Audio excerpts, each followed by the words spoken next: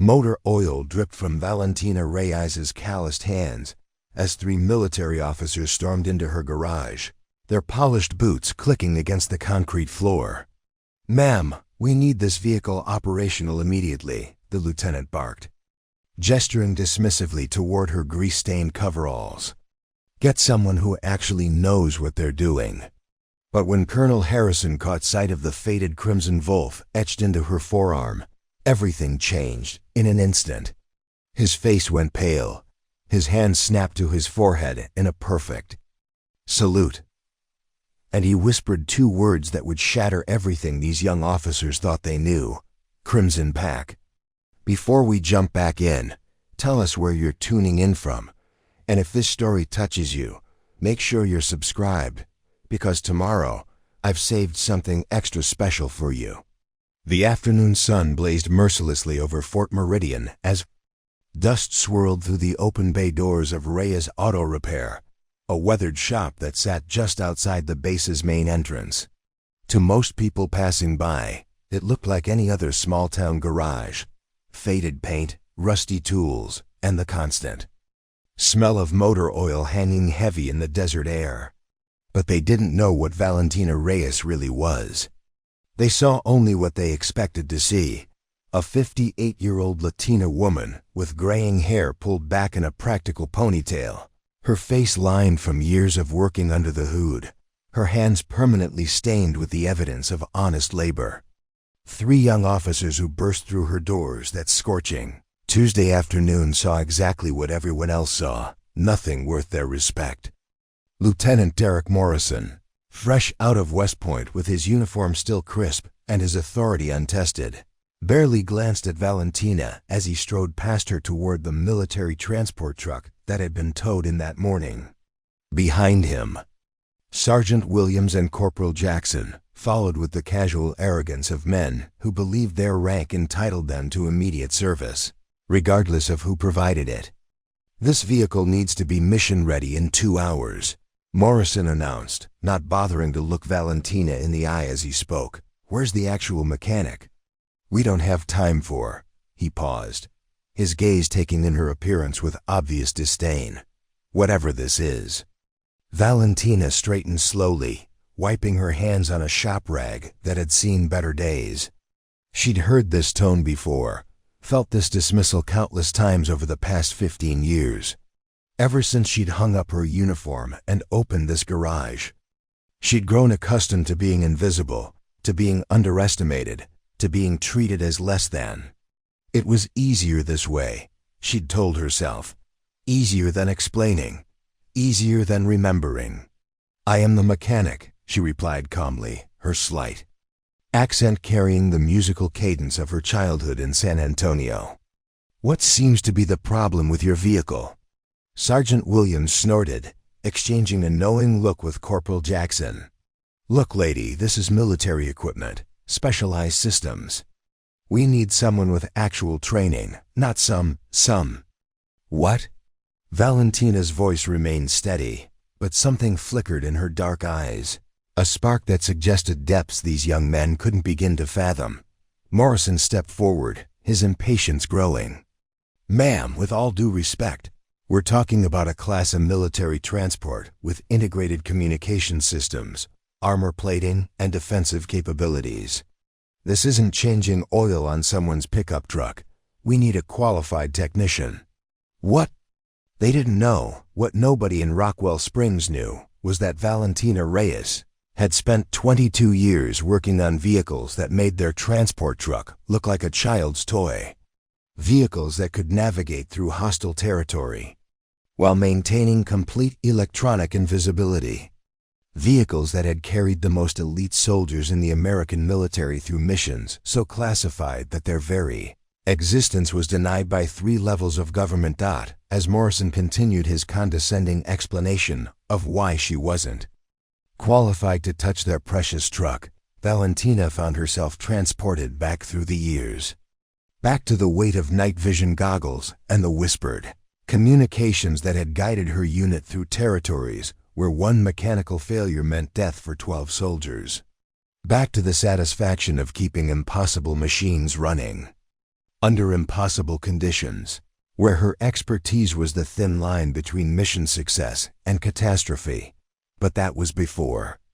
Before the unit was disbanded, before the records were sealed, before Valentina Reyes became just another invisible woman in a small desert town, her extraordinary skills hidden beneath the mundane surface of everyday life.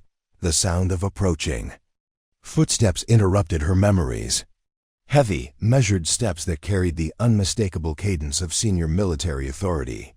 Colonel James Harrison appeared in the doorway, his weathered face scanning the garage with the practiced eye of a career soldier. At 55, Harrison commanded respect through presence alone. His silver hair was cut to regulation standards. His uniform bore the quiet dignity of earned rank, and his eyes held the weight of decisions that had shaped careers and saved lives. Lieutenant Morrison. Harrison's voice cut through the younger officer's continued protests. "What's the situation with our transport?" Morrison snapped to attention. "Sir, we're trying to locate a qualified mechanic to handle the repairs. This, establishment appears to be." Harrison's gaze had already found Valentina, and something made him pause. Perhaps it was the way she carried herself despite the dismissive treatment, the quiet competence that radiated from her stance. Or maybe it was the unconscious way. Her eyes assessed the transport truck with the practiced evaluation of someone who truly understood what she was looking at. As Valentina reached up to adjust a work light, her sleeve shifted slightly, revealing just a hint of faded ink on her forearm. Most people wouldn't have noticed it, or if they had, they might have dismissed it as just another tattoo. But Colonel Harrison wasn't most people. His eyes locked onto that small visible portion, the distinctive red curve that he recognized instantly, the crimson wolf, the mark of a unit that officially never existed. Harrison's face went ashen as memories flooded back. Whispered legends in officers' clubs, mission reports that disappeared into classified vaults, stories of an all-female special operations unit that had pulled off impossibilities in the deadliest corners of the world. The Crimson Pack, soldiers so elite, so effective, that their very existence had been buried beneath layers of secrecy and denial. "Crimson Pack," he whispered, the words barely audible. Valentina's hands stilled on her tools. For 15 years, no one had spoken those words in her presence. For 15 years, she had been successfully invisible. But now, in this moment, the past and present collided with the force of recognition that could not be denied. Slowly, deliberately, Colonel Harrison's hand rose to his forehead in a salute so crisp, so respectful, that it could have graced a ceremony honoring the nation's highest heroes. Preparing and narrating this story took us a lot of time. So if you are enjoying it, subscribe to our channel. It means a lot to us. Now back to the story. Before we dive into this incredible story of hidden valor and long overdue recognition, I want to hear from you. Have you ever been underestimated because of your job, your appearance, or where you come from? Drop a comment below and tell me about a time when someone completely misjudged your abilities, or when you discovered someone was far more extraordinary than they first appeared. And here's what I really want to know. What's your location right now? Are you watching from a small town like Rockwell Springs, or maybe from a big city?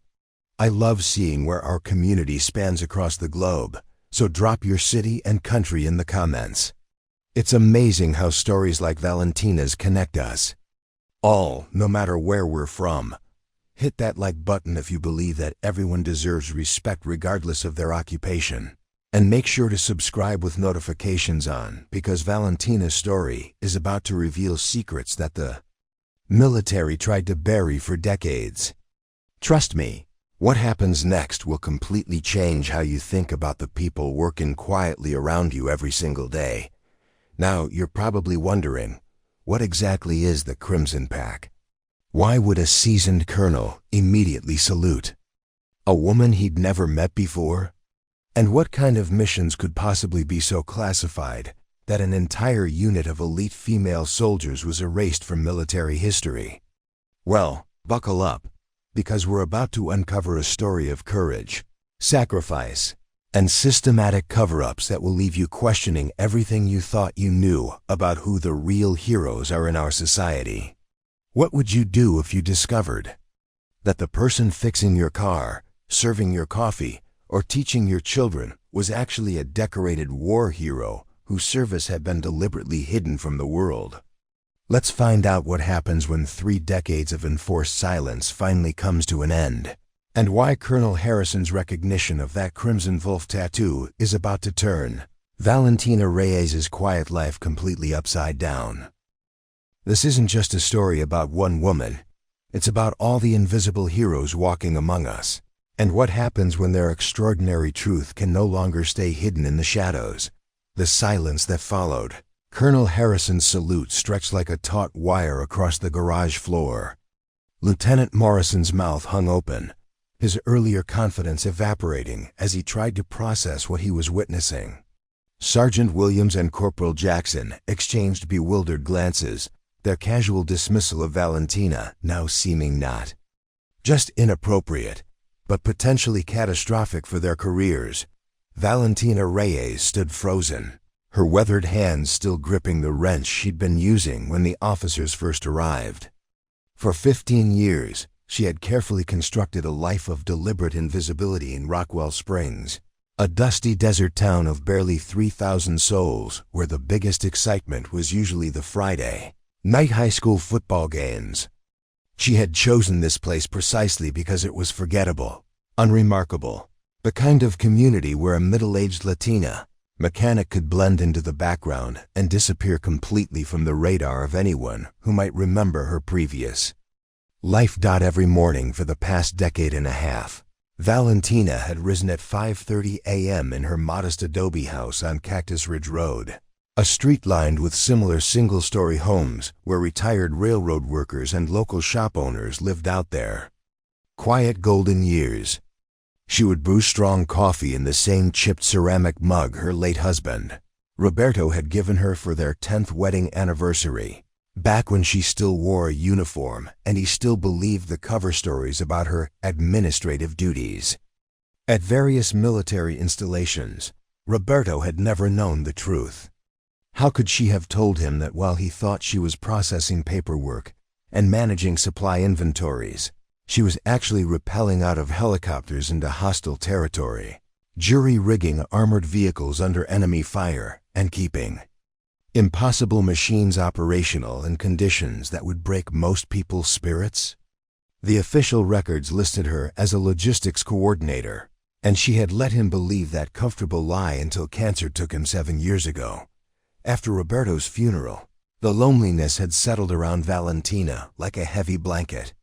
But it was a familiar loneliness, not unlike the isolation she had experienced during her final years of service when the Crimson Pack was quietly disbanded and its members scattered to mundane assignments across the globe. The military had been efficient in its erasure. No fanfare, no explanations, just transfer orders that separated the 12 women who had become closer than family during their years of impossible missions. Her garage had become both sanctuary and penance.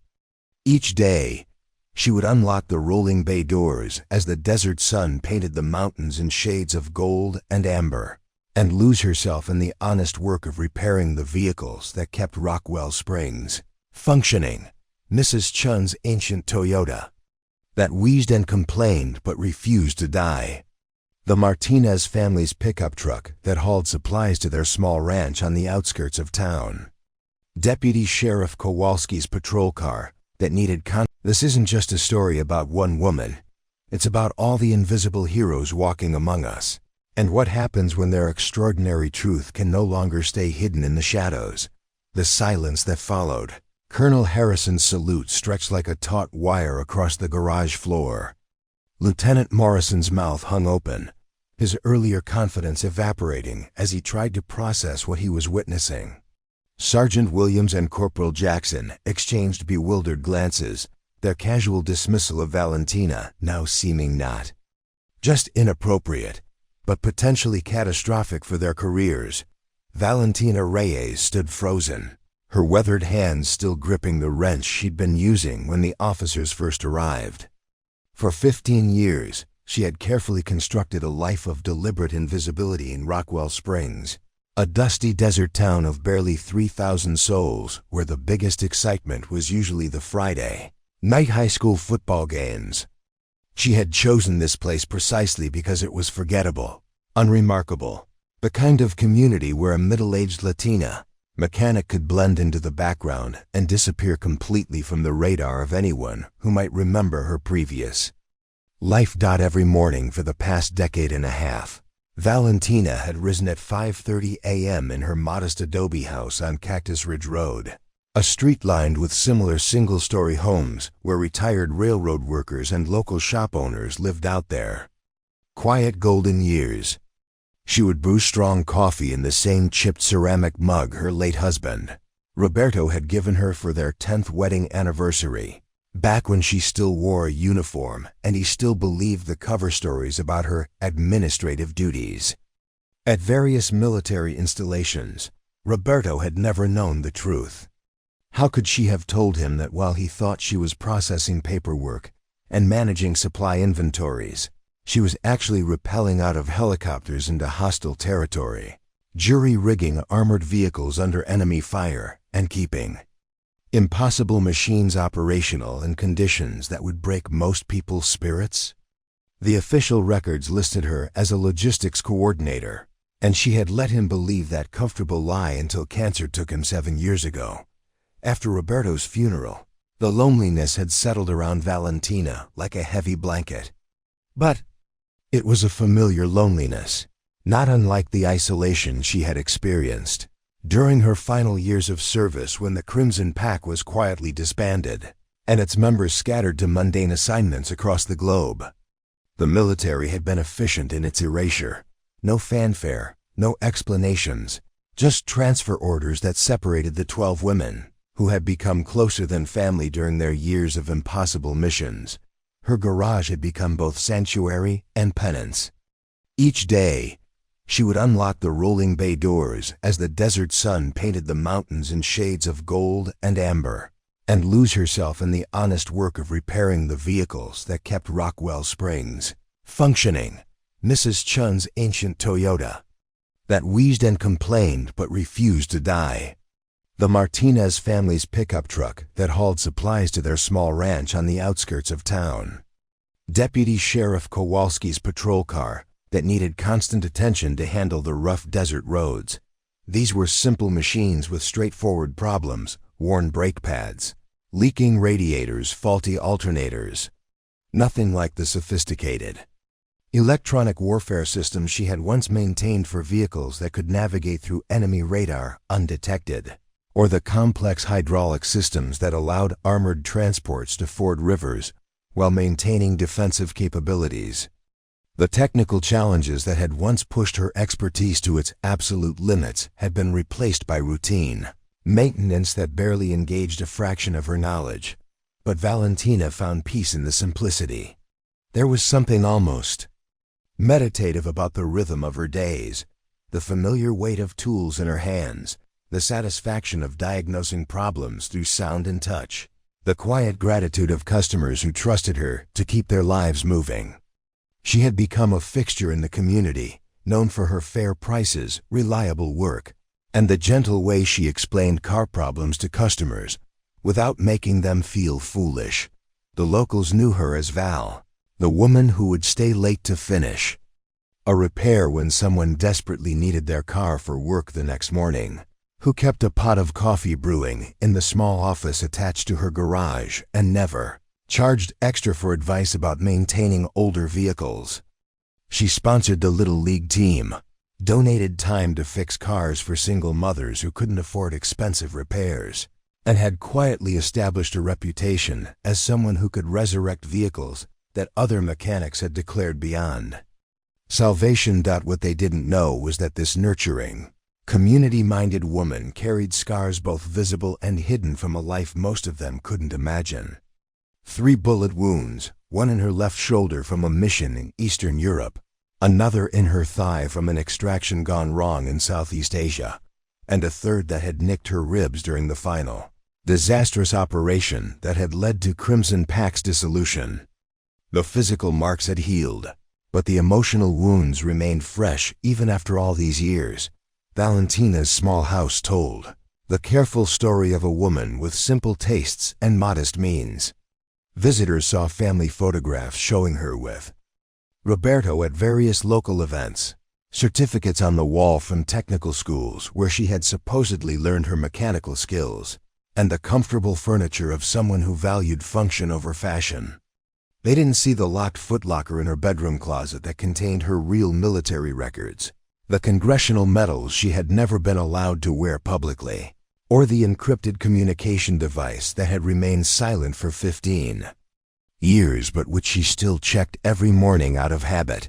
The transition from Sergeant Major Valentina Reyes of the 77th Special Operations Maintenance Unit, the cover designation for Crimson Pack's technical specialists, to Val the small town. The truck had limped to a stop just outside the base's main gate, its sophisticated computer systems flickering between operational and completely dead, its communication array broadcasting random static, and its defensive systems cycling through diagnostic routines that should have been impossible without direct human intervention. The base's motor pool had taken one look at the maze of fried circuits and blown fuses and pronounced the vehicle a total loss, recommending that it be shipped back to the manufacturer for complete rebuilding. But time was not a luxury the military could afford in this situation. Fort Meridian was scheduled to host a crucial international defense demonstration in exactly 48 hours, an event that would showcase American military capabilities to defense ministers and senior officers from 12 allied nations. The Mk-7 transport was supposed to be the centerpiece of this demonstration, proof that American engineering could produce vehicles capable of operating in any environment while maintaining complete electronic stealth and defensive superiority. Pentagon had invested too much political capital in this demonstration to accept failure. Canceling would be seen as a sign of weakness, an admission that American military technology wasn't as advanced as advertised. Foreign military contracts worth billions of dollars hung in the balance, not to mention the domestic political implications of admitting that a $3 million vehicle could be defeated by what appeared to be a routine electrical surge. Colonel Harrison had been given a direct order from Washington: fix the transport or find someone who could. The base's motor pool had already admitted defeat. The manufacturer's technical representatives wouldn't arrive for another week. Private defense contractors were demanding exorbitant fees and offering no guarantees about timing. In desperation, someone had suggested the small garage just outside the base gate, the one run by a local woman who had a reputation for working miracles with impossible mechanical problems. That was how Valentina Reyes had found herself face to face with technology that most civilian mechanics would never encounter in their entire careers. As she circled the disabled transport, her trained eye cataloging the visible damage and her mind already forming hypotheses about the underlying causes, she felt a familiar surge of excitement that she hadn't experienced in 15 years. This wasn't a worn brake pad or a leaking radiator. This was a puzzle worthy of her true capabilities. The electrical damage was extensive, but not random. Someone with Valentina's background could see immediately that this wasn't the result of a simple power surge or component failure. The pattern of burned circuits suggested a deliberate electromagnetic attack, the kind of sophisticated electronic warfare that military units train to defend against, but rarely encountered in training exercises. Either someone had accidentally activated military-grade jamming equipment during the exercise, or the transport had been deliberately targeted by electronic warfare specialists testing new attack methods. Under the hood, Valentina discovered a maze of proprietary systems that would have baffled most civilian mechanics. The engine management computer was integrated with battlefield communication systems, defensive countermeasures, and stealth technology. in ways that required both mechanical expertise and deep understanding of military applications. This wasn't just about making an engine run. It was about restoring a complex integration of systems designed to keep soldiers alive in hostile environments. As she began her preliminary assessment, Valentina's muscle memory kicked in with startling intensity. Her hands moved with practiced efficiency, following diagnostic procedures she hadn't consciously thought about in years. She found herself automatically checking for the kinds of redundant systems and hidden backup protocols that characterized military equipment designed for extreme reliability. This was equipment built to function after taking direct hits from enemy fire, and understanding its design philosophy required thinking like someone who had operated similar systems under actual combat conditions. The irony wasn't lost on her. For 15 years, she had worked on civilian vehicles with straightforward problems and conventional solutions. Now faced with technology that represented the evolution of systems she had once maintained and modified for some of the most dangerous missions in military history, she felt her dormant expertise awakening like a muscle that had been resting too long. But there was danger in this awakening. The more deeply she investigated the transport's problems, the more her unconscious competence began to show. Her diagnostic approach was too systematic, too knowledgeable about military specifications that weren't supposed to be common knowledge. Her questions about the vehicle's intended applications revealed familiarity with operational requirements that a civilian mechanic shouldn't possess. Lieutenant Morrison, despite his earlier dismissiveness, was sharp enough to notice inconsistencies. When Valentina asked about the transport's electronic warfare suite, his eyes narrowed with suspicion. When she mentioned specific technical manuals that weren't available to civilian mechanics, he began taking mental notes. Most telling of all, when she unconsciously used military terminology to describe certain components, Morrison started paying very close attention to exactly who this small-town mechanic really was. The situation became more complicated when Valentina discovered that the transport's problems weren't entirely accidental.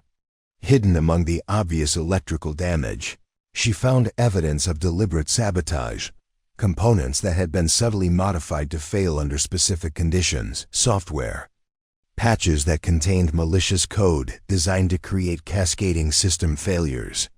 This wasn't just a mechanical problem. It was a security issue that could have implications far beyond a single training exercise.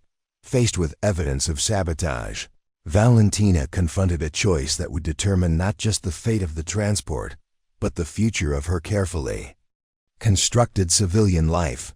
She could report the sabotage and likely find herself drawn into a military investigation that would inevitably expose her true background. Or she could quietly fix the problems without mentioning the deliberate damage, preserving her anonymity, but potentially allowing saboteurs to escape detection. The decision was complicated by her growing realization that the sabotage was sophisticated, enough to suggest inside knowledge of military systems.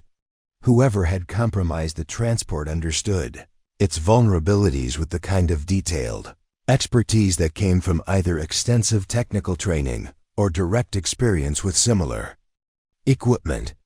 This wasn't random vandalism or amateur mischief, it was professional grade electronic warfare executed by someone with access to classified technical specifications. As Valentina worked deeper into the transport systems, she began to uncover a pattern of subtle modifications that extended far beyond simple sabotage. Someone had been using this vehicle as a testing ground for advanced electronic warfare techniques, experimenting with ways to compromise military systems without leaving obvious traces. The implications were staggering if similar modifications had been made to other military vehicles. The entire fleet could be vulnerable to attacks that would leave conventional investigators baffled. The afternoon sun was beginning to fade when Valentina made the discovery that would change everything. Deep within the transport's communication system, she found a sophisticated monitoring device that had been recording and transmitting detailed information about the vehicle's operations, capabilities, and vulnerabilities. This wasn't just sabotage. It was espionage on a level that suggested foreign intelligence involvement. Standing in her garage, surrounded by the familiar tools and comfortable routine of her civilian life, Valentina realized that her 15 years of anonymity were about to end. The evidence she had uncovered was too important to ignore, but reporting it would inevitably draw her back into a world she had worked so hard to leave behind. Lieutenant Morrison's suspicions had been steadily mounting over the past 2 hours. As he watched Valentina work with an efficiency and expertise that didn't match her humble garage setting. When she casually mentioned the transport's integrated countermeasure protocols and asked about its electronic signature masking capabilities, his military training kicked into high alert. These weren't terms that appeared in civilian automotive manuals or general military publications. This was specialized knowledge that required security clearance and specific operational experience. "Ma'am, I need to ask you to step away from the vehicle," Morrison said, his voice carrying the sharp edge of authority that he had been taught to project when situations moved beyond his comfort zone. "This equipment contains classified systems, and I'm not comfortable with unauthorized personnel having access to sensitive components."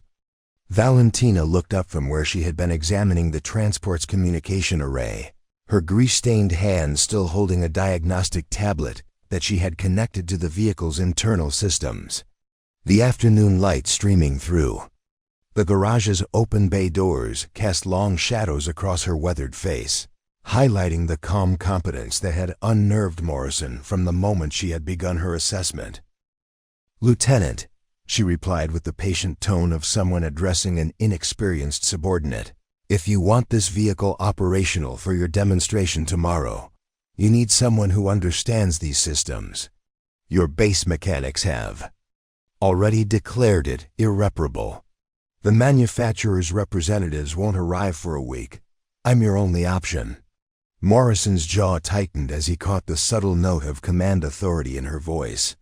Throughout his military career, he had been trained to recognize the difference between civilian contractors who knew their place and experienced personnel who expected to be taken seriously. Valentina's demeanor fell distinctly into the latter category, and that realization sent warning signals through his tactical awareness. "That may be true, ma'am, but I have protocols to follow. This vehicle contains technology that's classified at levels above your security clearance.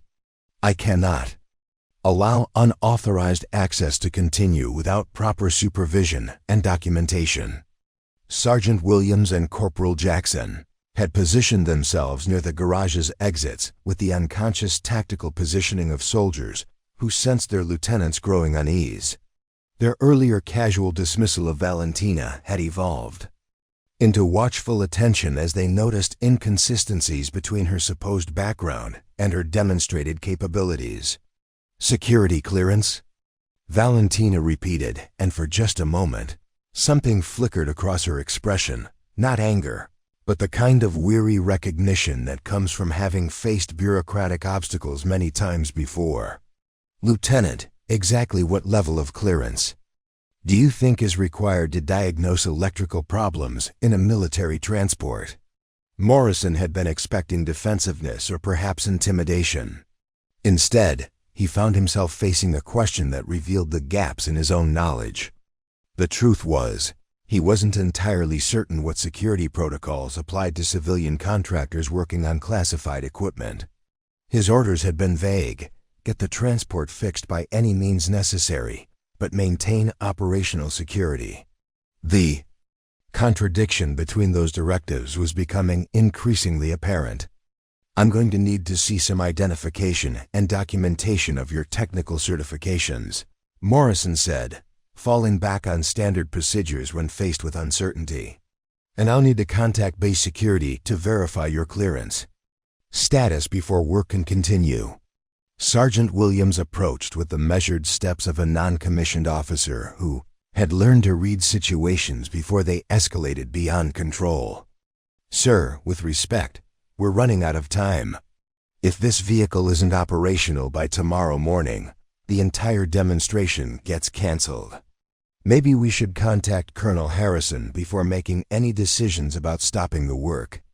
Morrison turned toward Williams with the sharp irritation of a junior officer who didn't appreciate having his authority questioned, even diplomatically.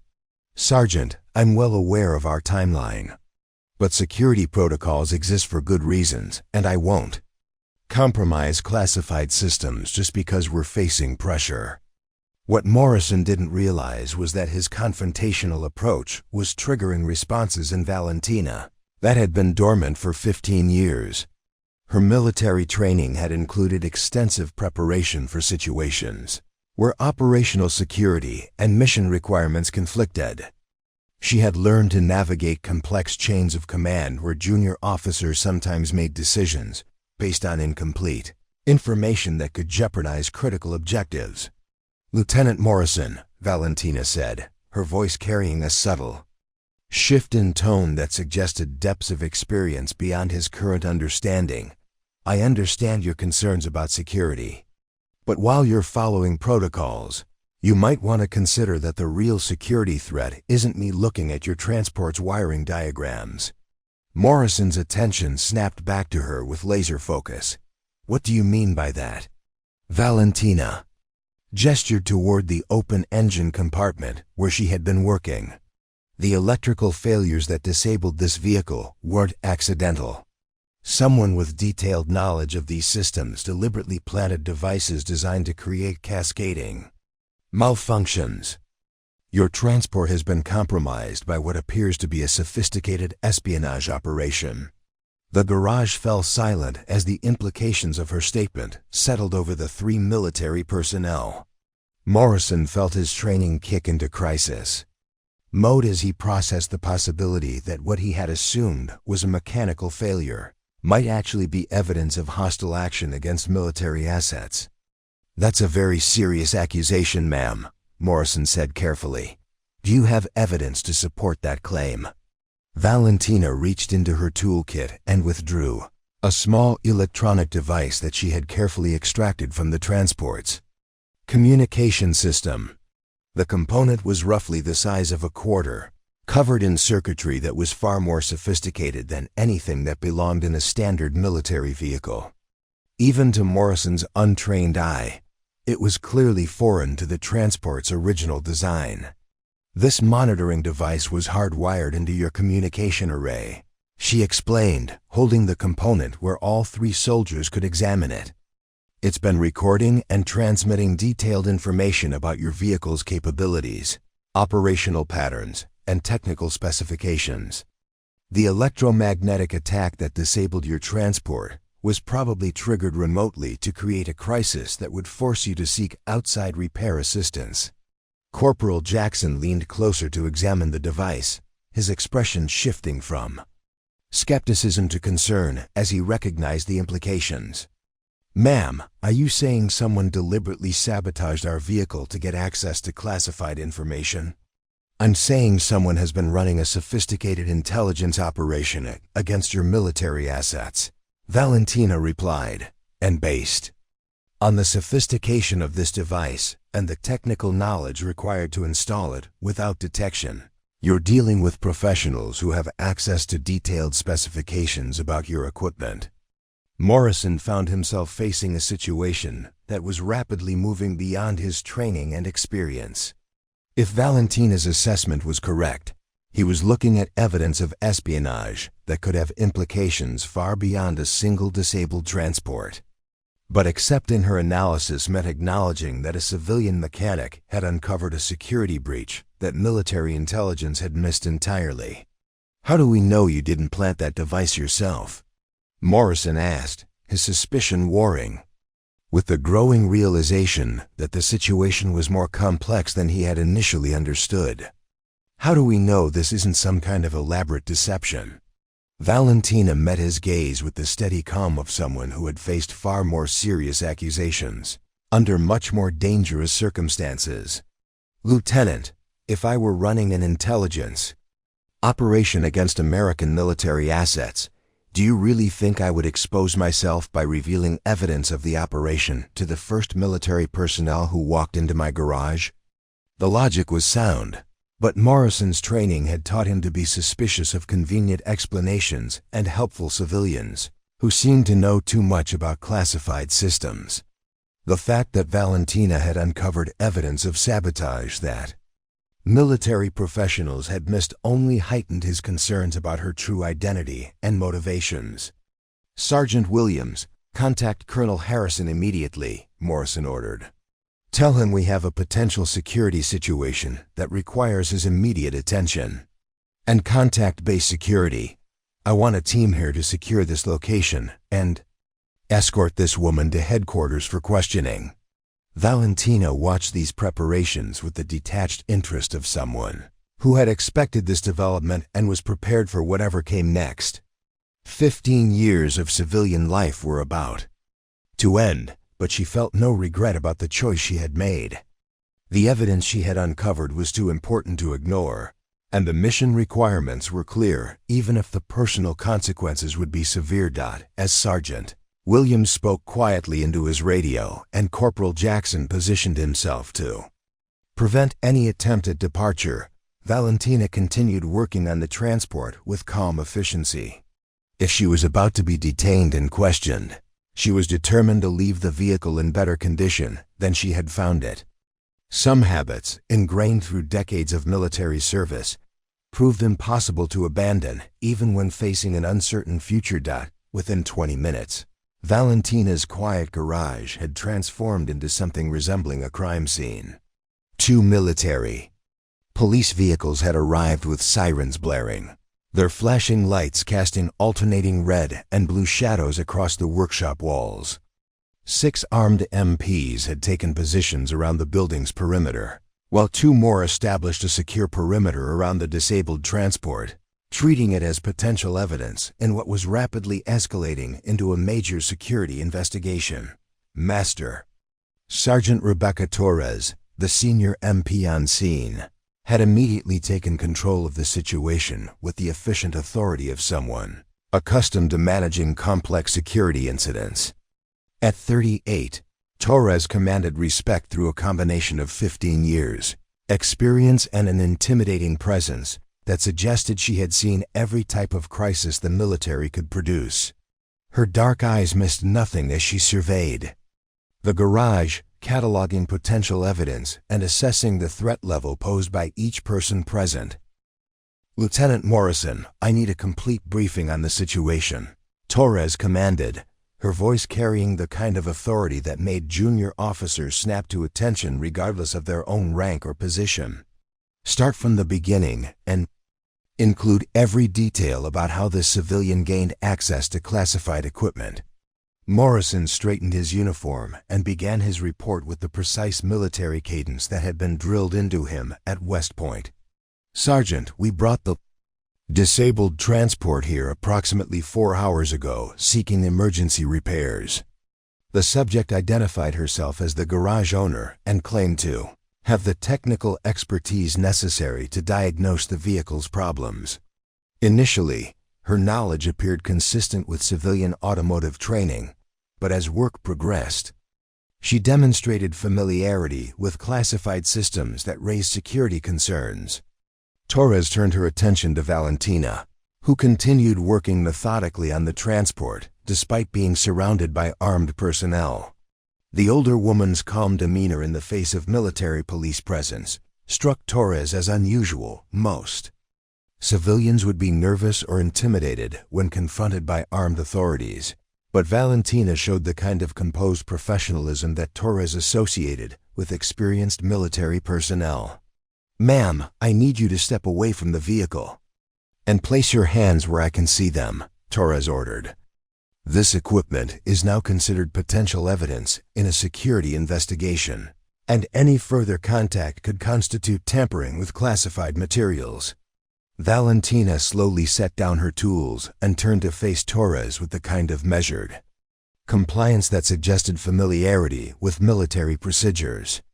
"Sergeant, I understand your security concerns, But that vehicle contains evidence of an ongoing espionage operation that threatens military assets beyond this single transport. If you stop the investigation now, you'll lose the opportunity to trace the source of the compromise.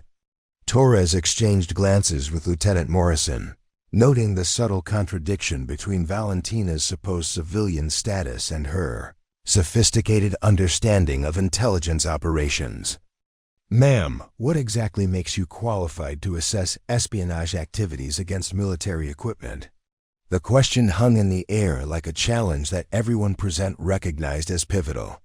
Valentina's answer would either justify her continued involvement or confirm the growing suspicions about her true identity and motivations. She found herself standing at the crossroads between maintaining her carefully constructed civilian identity and revealing enough of her background to ensure that critical security threats wouldn't be ignored. "Sergeant Torres," Valentina replied. "Carefully, I have sufficient technical background to recognize sophisticated electronic surveillance equipment when I encounter it. The device I extracted from that communication system represents a level of engineering sophistication that suggests state-level intelligence capabilities. Ignoring that evidence because of concerns about my security clearance would be a serious mistake." Torres appreciated the careful way Valentina had answered without actually answering the core question about her qualifications. In her experience, such diplomatic evasion usually indicated either intelligence training or extensive experience dealing with classified information. Either possibility raised additional questions about who this small-town mechanic really was. Corporal Jackson, who had been monitoring radio communications with base headquarters, approached Torres with obvious urgency. "Sergeant, I've got Colonel Harrison on the radio. He's demanding an immediate secure briefing on the situation, and he's personally en route to this location with additional security personnel." The mention of Colonel Harrison's direct involvement elevated the situation to a level that made Torres reconsider her initial assessment. Harrison was known throughout Fort Meridian as a careful, experienced officer who didn't overreact to routine security concerns. His personal response suggested that something about this situation had triggered his attention in ways that went beyond standard protocol. "Morrison, what exactly did you tell Colonel Harrison when you requested his assistance?" Torres asked, beginning to sense that she was dealing with complexities that hadn't been included in her initial briefing. Morrison consulted his notepad, reviewing the hurried conversation he had conducted while Valentina continued her work on the transport. "I reported that we had encountered a civilian with suspicious knowledge of classified systems who had made allegations about espionage activities. I also mentioned that she had produced what appeared to be electronic surveillance equipment that she claimed to have found in the transport."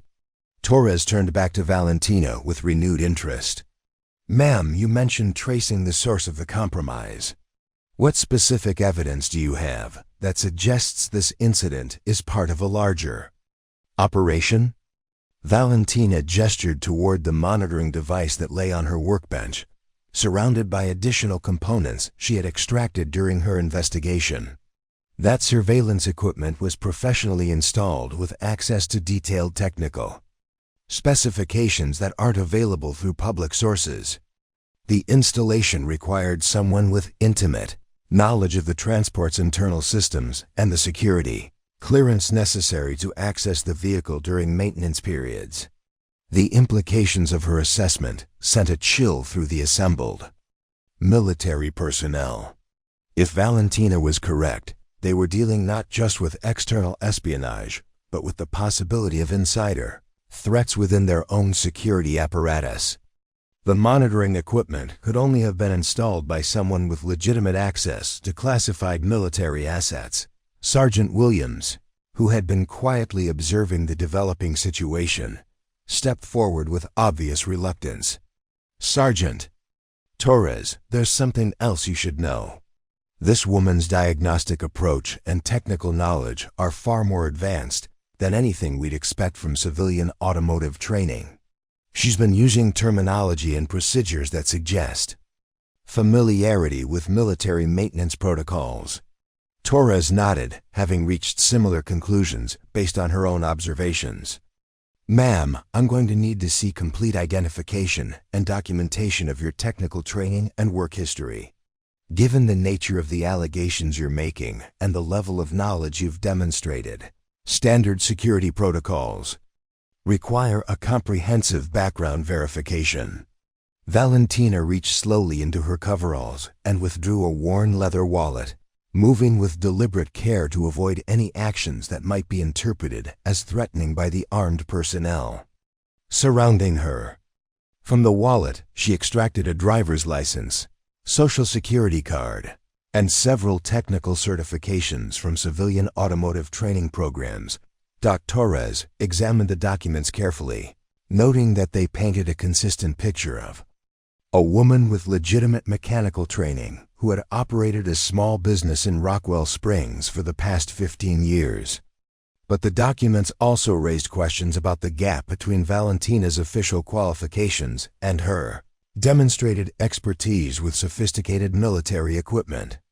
These certifications don't explain your familiarity with classified communication systems or electronic warfare equipment, Torres observed. Where exactly did you acquire the knowledge necessary to identify and extract sophisticated surveillance devices?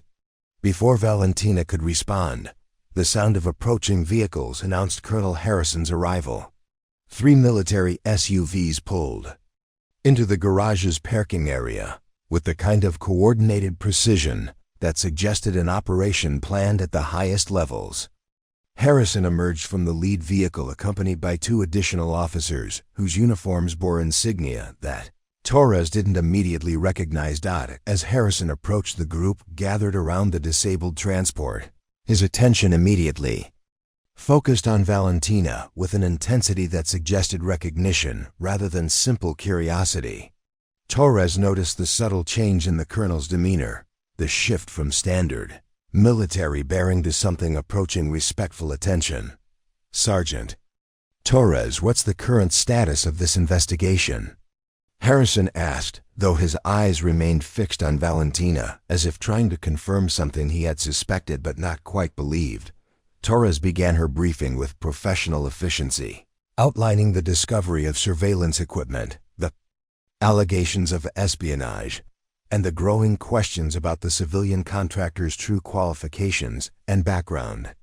Throughout her report, she couldn't help but notice that Harrison seemed less surprised by the developments than she would have expected from an officer hearing such serious allegations for the first time. When Torres finished her briefing, Harrison stepped closer to Valentina, studying her face with the careful attention of someone trying to match a current image with an old memory. Ma'am, before we proceed with this investigation, I'd like to examine the surveillance equipment you discovered. Your assessment of its capabilities and origin could be crucial for determining our next steps. The request struck Torres as unusual. Most senior officers would delegate technical assessments to specialist personnel rather than relying on civilian contractors of questionable background. Harrison's willingness to treat Valentina's expertise as valuable suggested either poor judgment or knowledge about her qualifications that hadn't been shared with the security personnel. Colonel Harrison moved through the assembled military personnel with the purposeful stride of an officer who had made a decision that would reshape everything about the current situation. As he approached the workbench where Valentina had carefully arranged the surveillance equipment she had extracted from the transport, his eyes were fixed not on the electronic components, but on the woman who had discovered them. The afternoon desert heat had grown oppressive inside the garage, and Valentina had rolled up her sleeves while working under the intense scrutiny of the military police.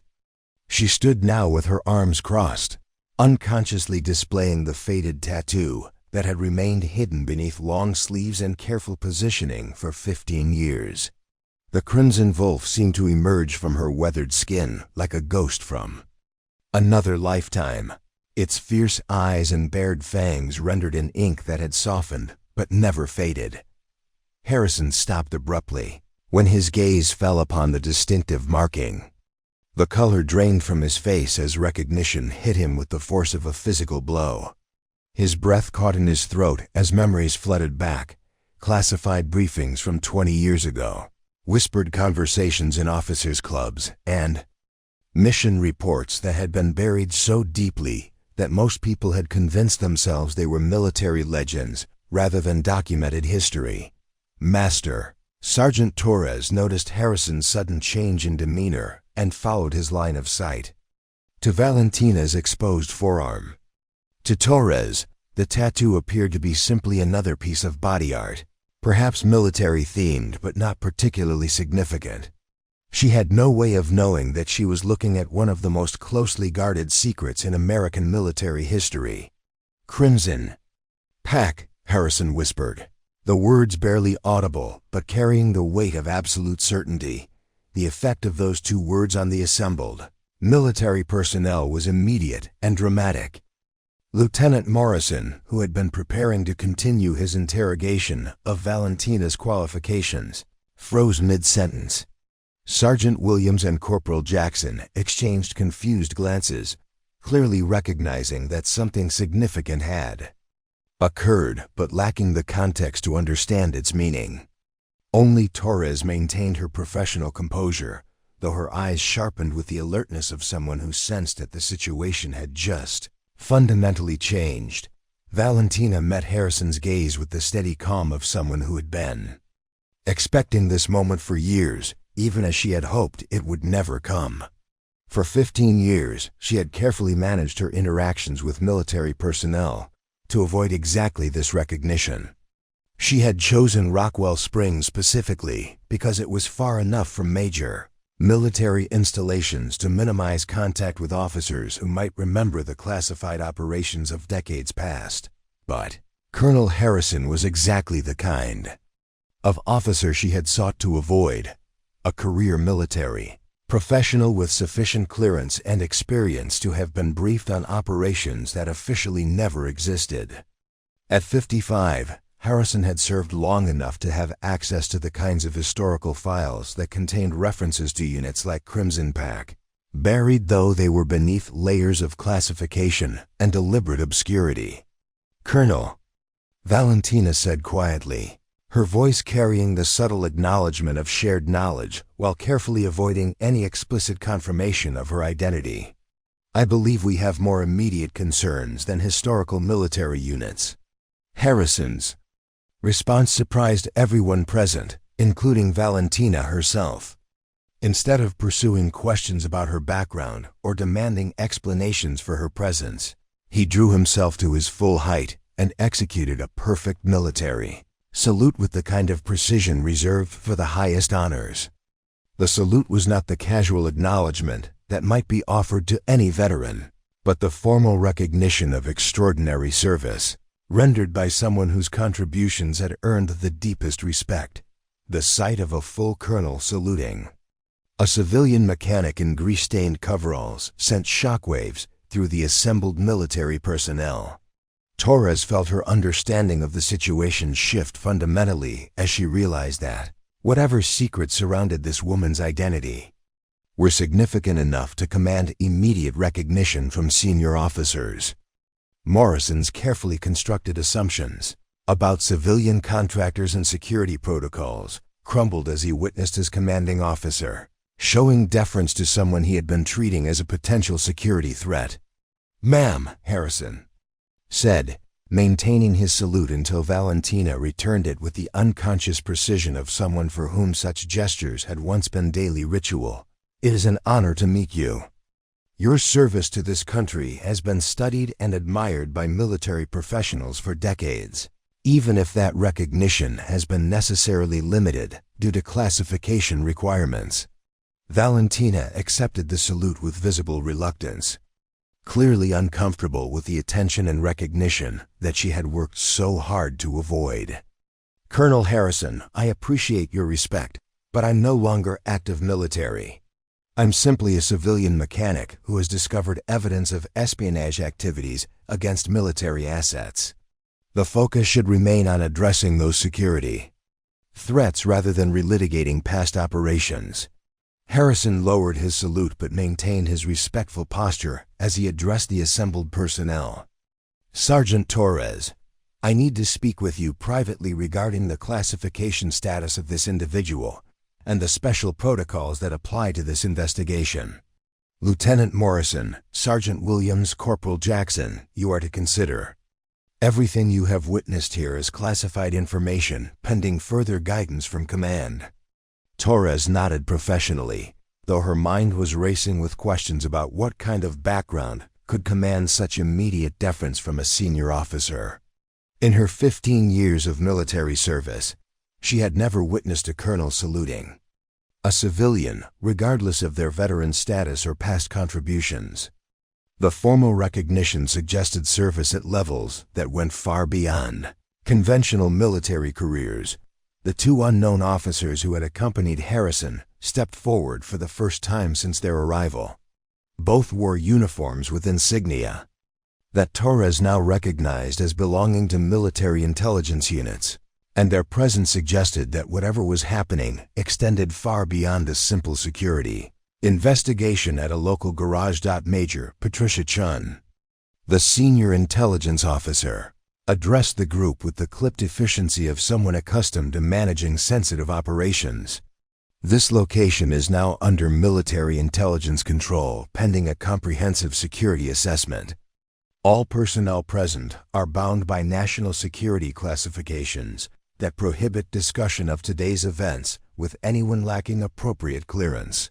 The rapid escalation from local security incident to classified military intelligence operation left the junior personnel struggling to understand what had triggered such dramatic changes.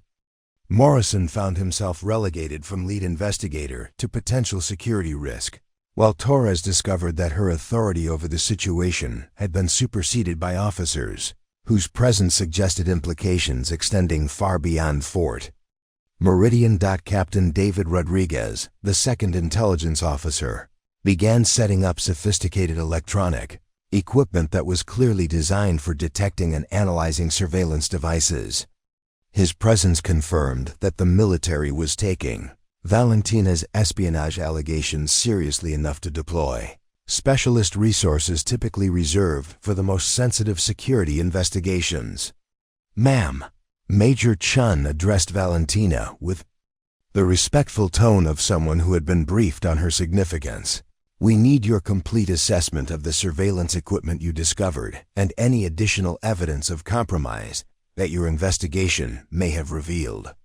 Given your unique qualifications, your analysis could be crucial for determining the scope of the security breach." Valentina glanced around the garage that had been her sanctuary for 15 years, noting how quickly it had been transformed into something resembling a military command center.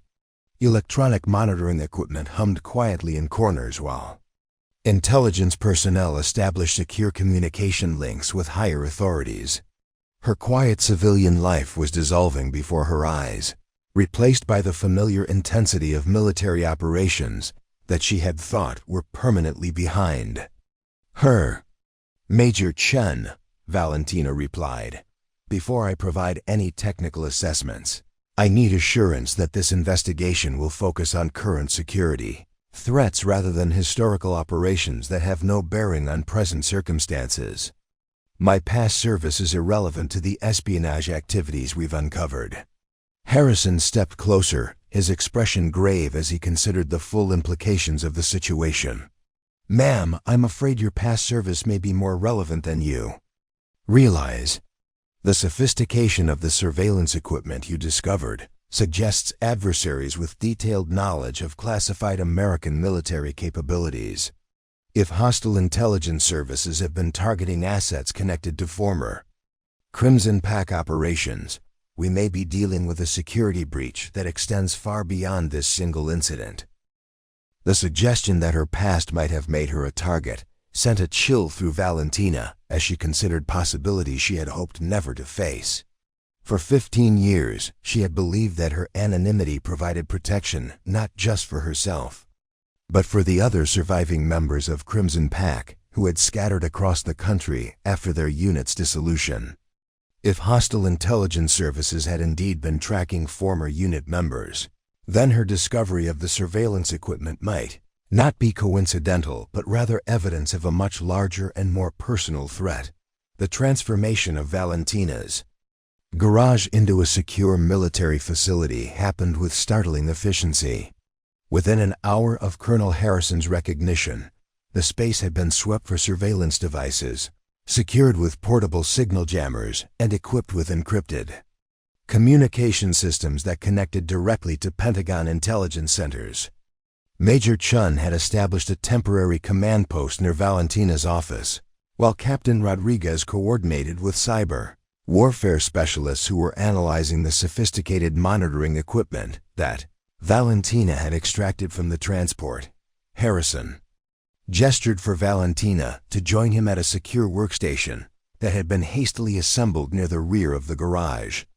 The respectful distance he maintained and the careful way he addressed her made it clear that his recognition of her identity had fundamentally altered his approach to the entire situation. This wasn't a senior officer managing a civilian contractor. This was a career military professional seeking counsel from someone whose expertise and experience commanded genuine deference. "Ma'am, before we proceed with the technical analysis, I need to provide some context about why your identification is so significant to this investigation," Harrison began, his voice lowered to ensure their conversation remained private despite the activity surrounding them. 3 months ago, the Pentagon began receiving intelligence reports suggesting that foreign agencies were conducting systematic research into what they termed ghost units, special operations forces whose existence had been officially denied or classified beyond normal access levels. Valentina felt a familiar chill as she processed the implications of Harrison's briefing. The possibility that hostile intelligence services were actively seeking information about disbanded special operations units represented a threat that she and her former colleagues had hoped would never materialize. For 15 years their anonymity had been their protection, allowing them to blend into civilian life without the constant vigilance that active duty required. "Colonel," she replied carefully, "even if foreign agencies are researching historical special operations, that doesn't necessarily connect to current security threats. The surveillance equipment I discovered suggests ongoing espionage activities against contemporary military assets, not archaeological interest in old unit records." Harrison nodded, acknowledging the logic of her assessment while preparing to reveal information that would complicate her analysis. "That would be true under normal circumstances, but the intelligence we've gathered suggests something more sophisticated than academic research. Foreign agencies appear to be tracking former members of these units, possibly with the intention of recruitment, elimination, or using their knowledge for current operations." The words hit Valentina like a physical blow as she realized that her careful construction of a civilian identity might not have provided the protection she had believed. If hostile intelligence services had indeed been tracking former Crimson Pact members, then every aspect of her life in Rockwell Springs could have been under surveillance without her knowledge. The possibility that her garage, her customers, even her relationships within the community might have been compromised sent waves of anger and concern through her thoughts. Major Chun approached their workstation with a tablet, displaying preliminary analysis results from the monitoring equipment Valentina had discovered. "Ma'am, our technical assessment confirms your initial evaluation. This surveillance device represents state-level engineering capabilities and was specifically designed to monitor and record data from the MK7 transport's classified systems. But there's something else. The device contains programming that suggests it was searching for specific operational signatures." Valentina leaned forward to examine the technical data, her trained eye immediately recognizing patterns that confirmed her worst suspicions. The monitoring equipment hadn't been installed randomly or as part of a general intelligence gathering operation. It had been specifically configured to detect and record operational procedures that matched the tactical signatures used by elite special operations units during vehicle maintenance and modification procedures. They're not just gathering intelligence about current military capabilities, Valentina observed, her voice tight with controlled anger. They're looking for evidence of specific operational techniques that would indicate involvement by former special operations personnel. This device was designed to identify whether vehicles were being serviced by someone with advanced military training. Harrison's expression darkened as he grasped the full implications of her analysis. You mean they weren't just monitoring the transport's capabilities? They were testing whether it would be repaired by someone with your specific background and expertise. The realization that she might have been deliberately drawn into this situation sent shockwaves through Valentina's understanding of recent events. What she had initially interpreted as a coincidental mechanical failure followed by a chance encounter with military personnel now appeared to be a carefully orchestrated operation designed to flush her from the anonymity she had maintained for 15 years. Captain Rodriguez joined their discussion with additional intelligence that further confirmed the disturbing pattern they were uncovering. Ma'am, we've completed analysis of the transport's maintenance records and discovered that similar monitoring devices have been found in military vehicles at 3 other installations over the past 6 months. In each case, the vehicles were eventually taken to civilian contractors for repairs that military maintenance facilities claimed were beyond their capabilities. Let me guess, Valentina said grimly. Each of those civilian contractors turned out to have backgrounds in special operations maintenance, even though their official records showed only conventional automotive training. Rodriguez nodded gravely. 2 former members of the 82nd Airborne Special Maintenance Unit, 1 former Navy SEAL technical specialist, and now you. Each contractor was approached under circumstances that appeared routine, but which our analysis now suggests were deliberately engineered to force contact. The scope of the operation they were uncovering extended far beyond anything Valentina had imagined when she first discovered the surveillance equipment. Foreign intelligence services weren't simply gathering information about American military capabilities.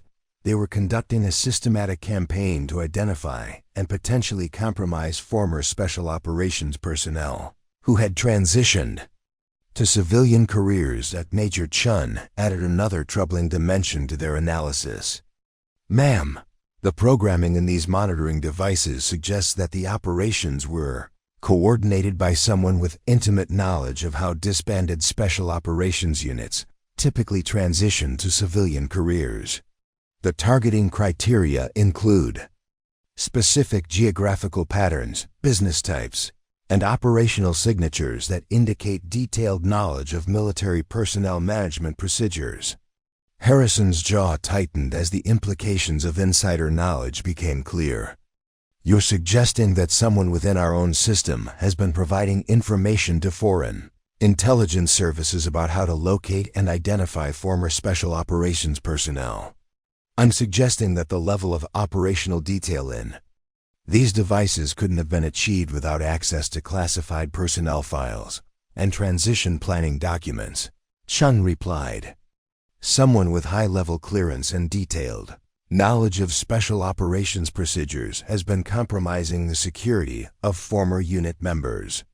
Valentina found herself facing a reality that was far more dangerous than she had initially realized.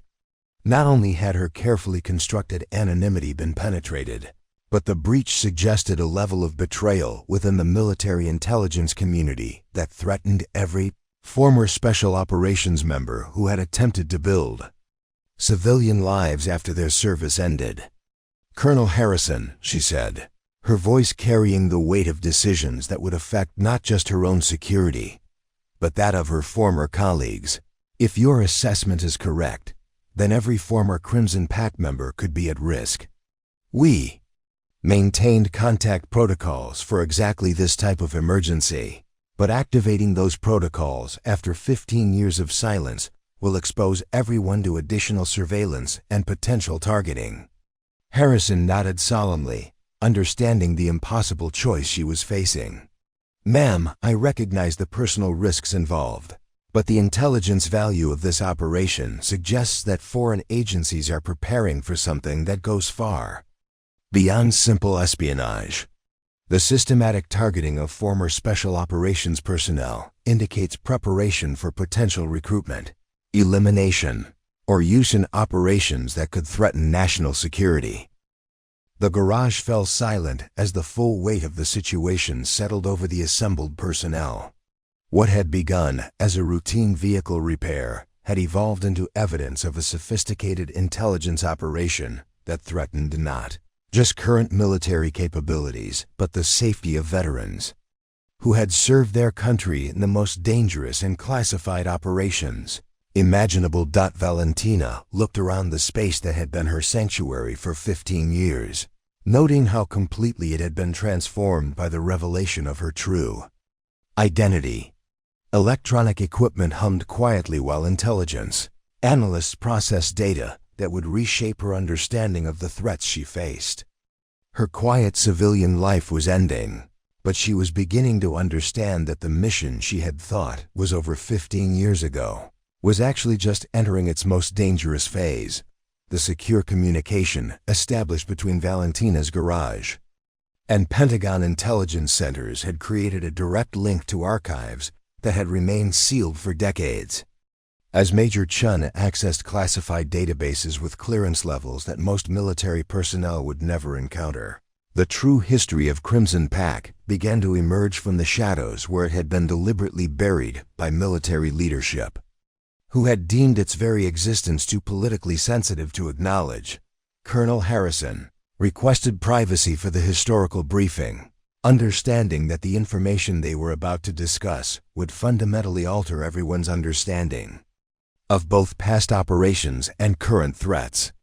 Lieutenant Morrison, Sergeant Williams, and Corporal Jackson were relocated to a secure area outside the garage, where they would await further instructions while being monitored to ensure their compliance with classification requirements that had suddenly expanded far beyond their original security clearances.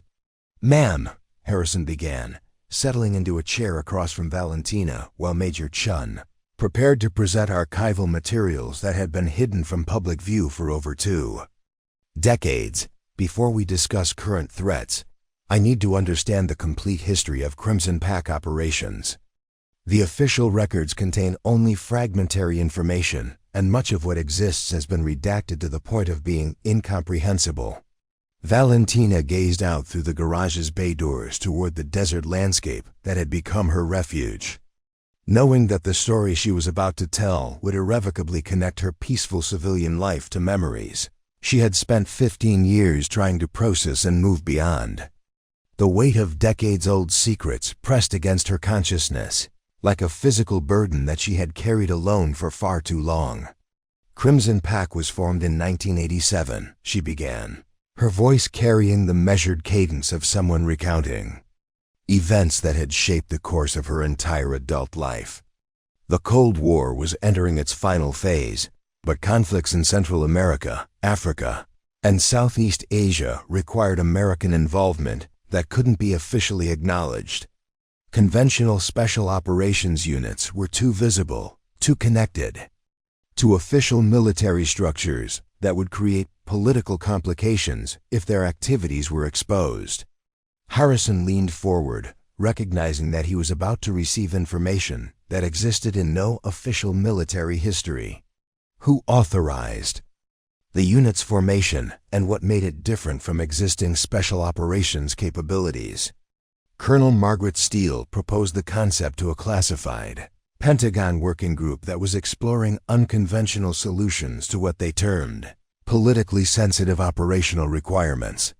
Valentina replied, the name triggering memories of a woman whose visionary leadership had created opportunities for female soldiers that wouldn't exist in conventional military structures for decades. The unit would be entirely female, recruited from the most skilled technical specialists, combat engineers, and support personnel across all service branches. Major Chun displayed classified organizational charts on her tablet, showing the complex reporting structure that had allowed Crimson Pack to operate outside normal military oversight. The political advantages were significant, Chun observed. Female special operations personnel could access targets and environments where male soldiers would draw unwanted attention. Cultural assumptions about women's capabilities provided operational camouflage that proved invaluable in hostile territories. Valentina nodded, remembering the countless times those assumptions had worked in their favor. We weren't combat troops in the conventional sense. Our specialty was what the Pentagon termed technical intervention, sabotaging enemy equipment, modifying captured vehicles for covert operations, establishing communication networks in denied territories, and maintaining sophisticated systems under impossible conditions. Harrison consulted classified mission summaries that Major Chun had retrieved from Pentagon archives. The operational record shows deployments to Nicaragua, Angola, Afghanistan, and at least 6 other countries where American involvement was officially denied. How did a unit with such extensive operational history remain completely hidden from military recognition? The question touched the core of anger that Valentina had carried for 15 years. The sense of betrayal that came from serving with distinction only to have that service erased when political calculations made their acknowledgement inconvenient. Colonel Steele understood from the beginning that Crimson Pack's effectiveness depended on absolute deniability. We operated under false identities with cover stories that portrayed us as civilian contractors, humanitarian workers, or technical advisors. If operations were compromised, the Pentagon could truthfully claim that no official American military personnel were involved. But surely the unit members received appropriate recognition for their service, even if that recognition had to remain classified, Harrison said. Though his expression suggested he already suspected the answer, Valentina's laugh carried decades of accumulated bitterness. Colonel, we received exactly the recognition that the Pentagon felt our service deserved.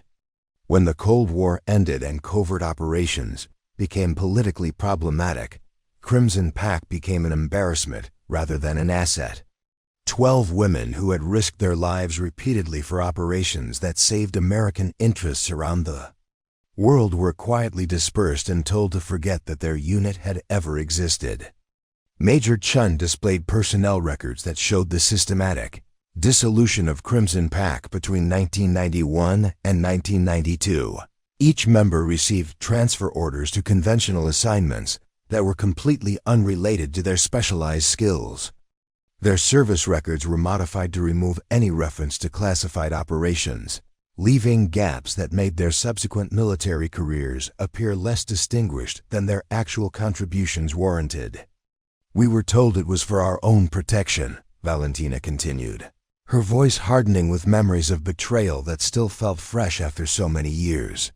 The reasoning was that public acknowledgement of our operations would make us targets for foreign intelligence services seeking revenge.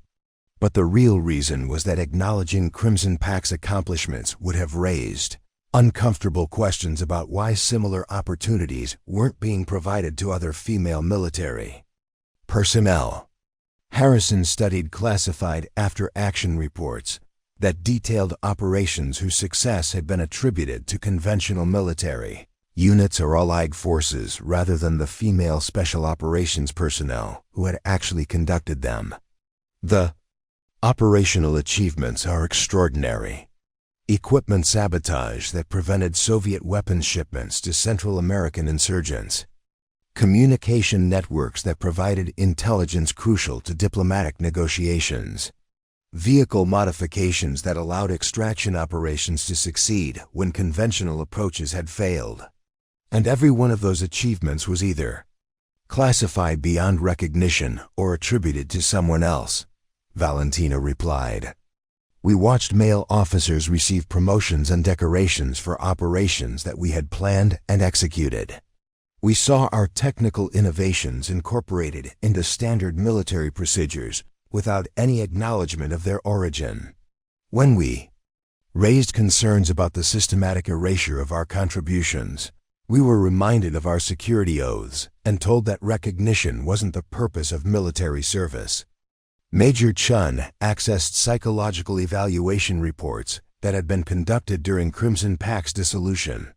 The records show that unit members experienced significant difficulties transitioning to conventional military assignments.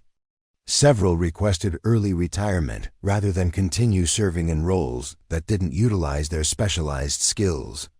We had become too competent for our own good, Valentina observed. The Pentagon had created a unit capable of solving problems that conventional forces couldn't handle, but acknowledging that capability would have forced them to confront uncomfortable truths about gender limitations in military service. It was easier to disband us and pretend we had never existed. Harrison was beginning to understand the depth of institutional betrayal that had shaped Valentina's transition to civilian life. How did unit members maintain contact after disbandment? And what protocols existed for sharing information about potential threats? Valentina hesitated, knowing that revealing communication protocols would expose her former colleagues to the same scrutiny she was now facing. Colonel Steele established emergency contact procedures that would allow former unit members to warn each other about threats while maintaining operational security. We each memorized codes and contact methods that could be activated if anyone discovered evidence of targeting or surveillance. Those protocols need to be activated immediately. Major Chun interjected. If foreign intelligence services are systematically targeting former Crimson Pact members, the other women need to be warned before they're drawn into similar compromises. The weight of decision settled on Valentina as she realized that protecting her former colleagues might require exposing them to exactly the kind of attention they had all worked to avoid. For 15 years, each of them had built civilian lives based on the assumption that their military service would remain buried. Activating emergency protocols would shatter that anonymity and potentially place them all in greater danger than they currently faced.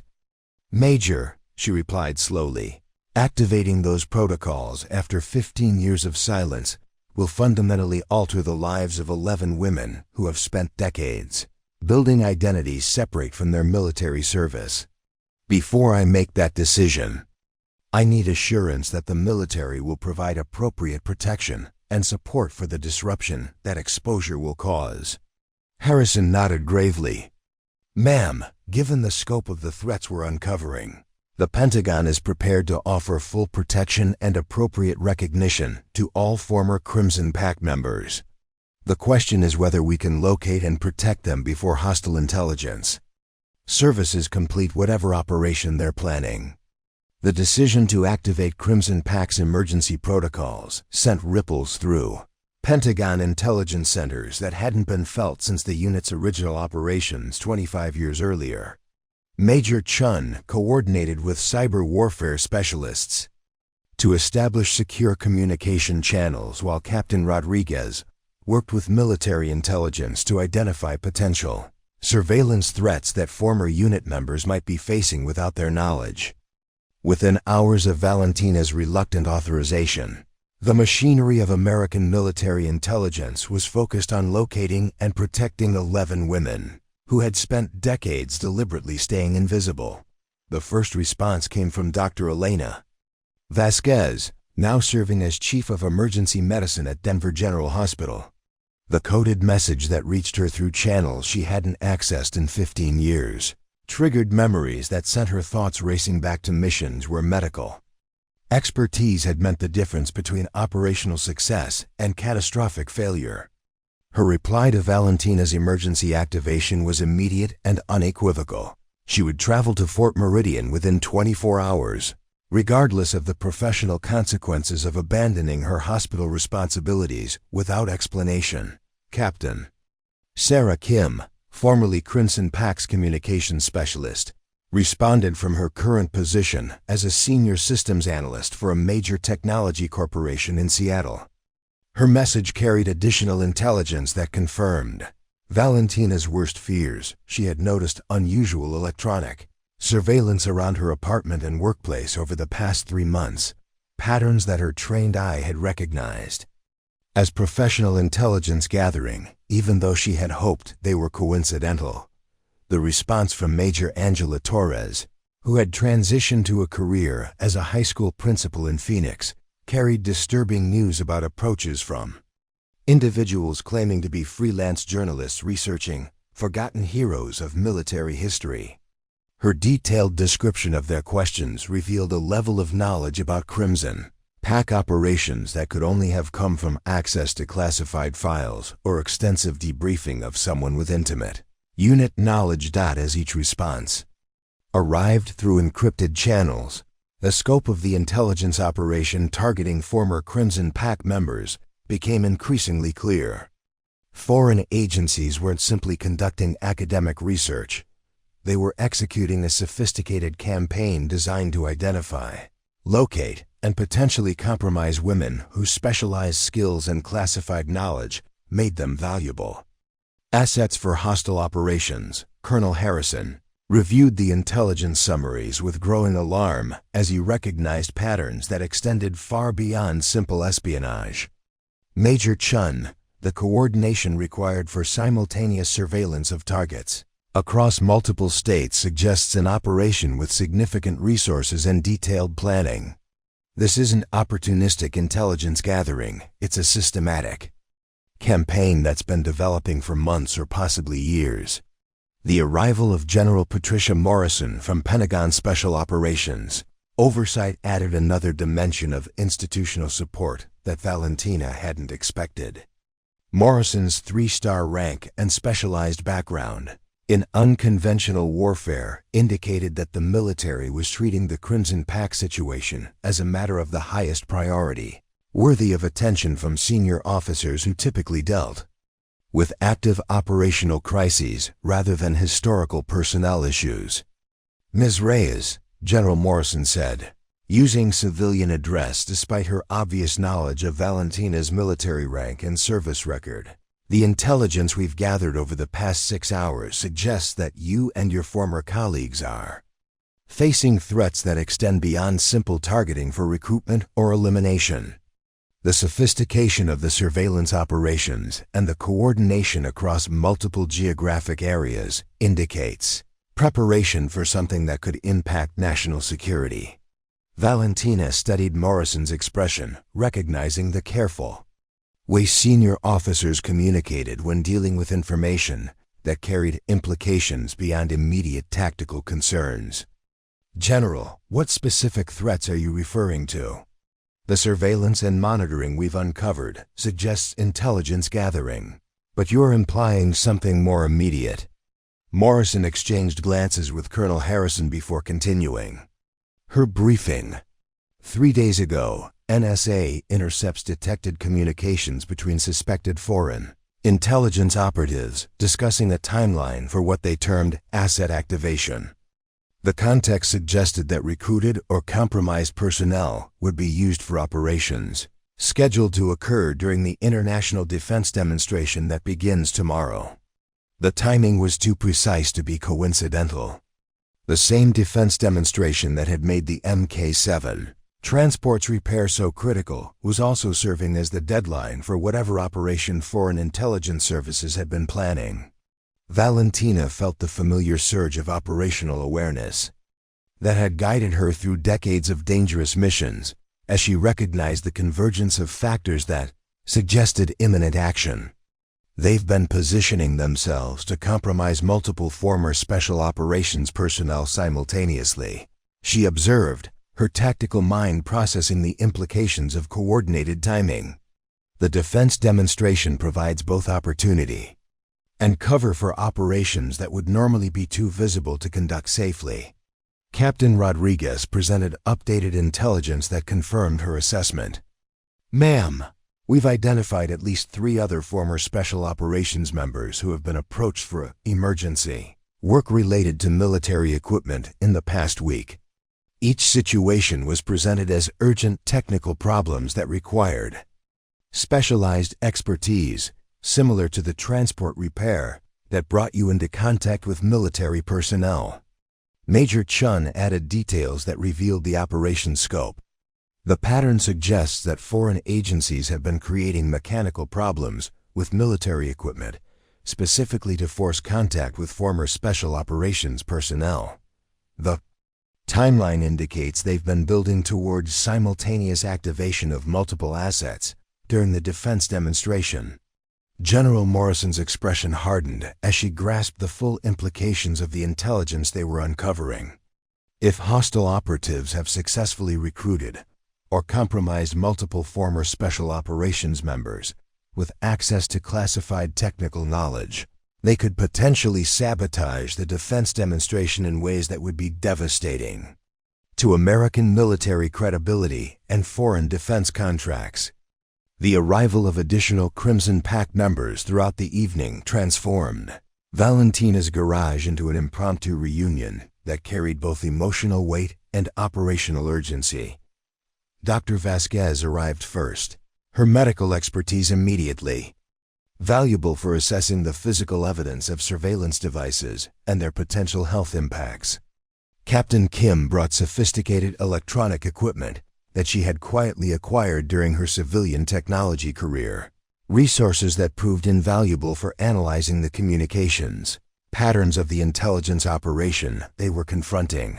Major Torres arrived with detailed documentation of the journalist contacts she had received, information that allowed military intelligence to begin mapping the network of operatives who had been systematically approaching former Special Operations personnel.